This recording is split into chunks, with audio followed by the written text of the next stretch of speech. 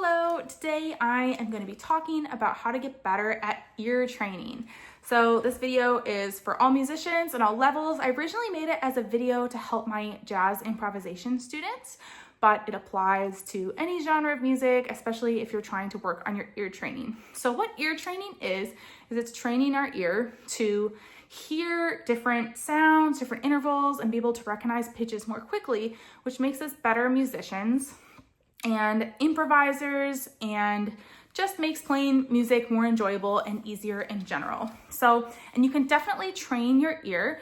Some people have better ear training skills than others and are able to identify pitches quicker, but you can absolutely train it and improve it over time. So I have some exercises to help us work on our ear training skills today. So the first step to being better at ear training is to be able to recognize pitches and intervals. And we're gonna be doing some singing today. You don't have to be the world's best singer.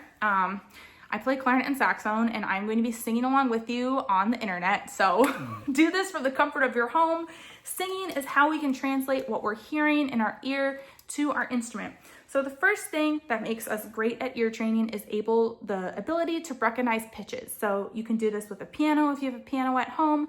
Otherwise, I just have some pitches here. So I'm gonna play a pitch and I want you to try to sing the pitch.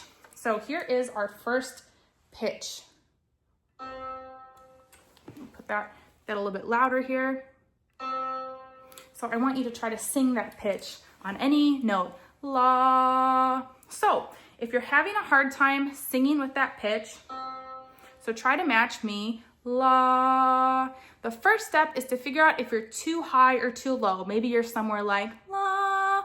So you want to just, even without knowing the pitch, you want to identify where you are, if you're too high or too low. So if you move the note up or down to try and match me, la, or going up from a lower pitch. La. So now once you have that, again, sing that pitch with me, la. You want to try to figure out where that pitch is on your instrument. So I'm going to play it on saxophone.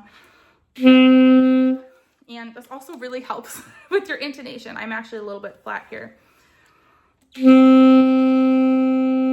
I want you to take whatever instrument you play or your voice and try to pitch match with me. So again, figure out if you're too high or too low, if you're not getting that pitch exactly, and just gradually bring it down or back up until you find that pitch. Like maybe you're somewhere up here. And you can sing it again and then play it on your instrument.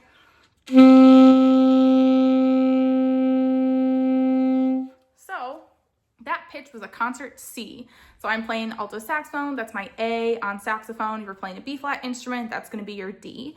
So depending on if that was hard or easy for you, you can stick to just identifying pitches for a while. And if you don't have a piano, a really great tool that you can use, there's some really good free resources online. Musictheory.net has a pitch identifying, it's free, it has a pitch identifying section where you can do this. If that starts feeling easy, the next step is to do intervals. So intervals are two notes together. If that feels easy, you can do chords, which are 3 notes or more. So we're gonna try intervals. So we're gonna take that first pitch that we had and we're gonna add another pitch. So I'm gonna play the interval.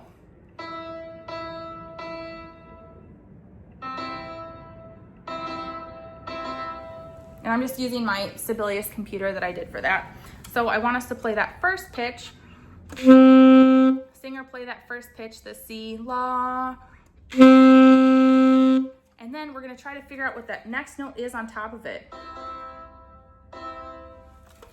So try singing it, la. And again, try going up or down to voice match that pitch. Now, when you feel comfortable with that, we're gonna play it on our instrument. So keep playing that pitch with me until you're able to match it.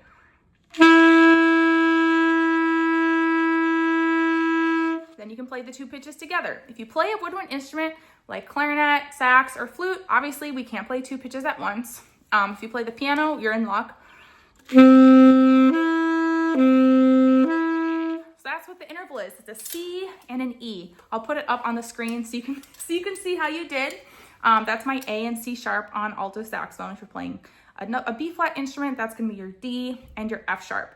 So Again, just doing this more over time really helps. The interval between a C and an E is what's called a major third in music.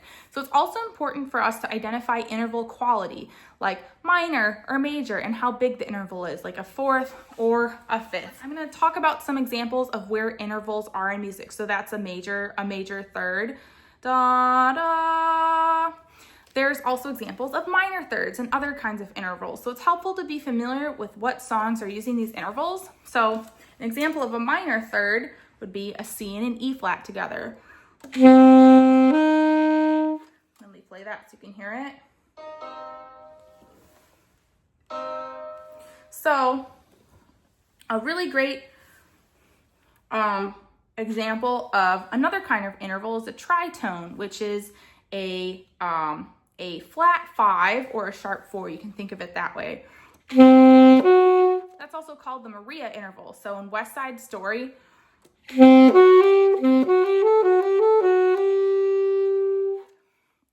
that is used a lot. So you can give these like specific names. Another example of a piece that has some really cool intervals is Beethoven's Fifth Symphony.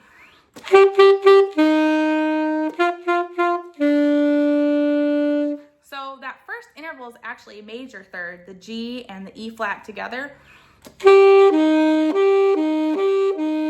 then the next one is a minor third, the F and the D together. So those are some examples of intervals in music, and I encourage you to, in your own music, find examples of intervals that you listen to and just recognizing those different sounds together. So this was kind of part 1 of the ear training video. The next thing that can be helpful with ear training, especially when we're doing jazz improvisation, is some specific exercises over songs and scales that can help us more with ear training. So let me know if you'd like to see the part 2 video, and stay tuned for some more ear training videos.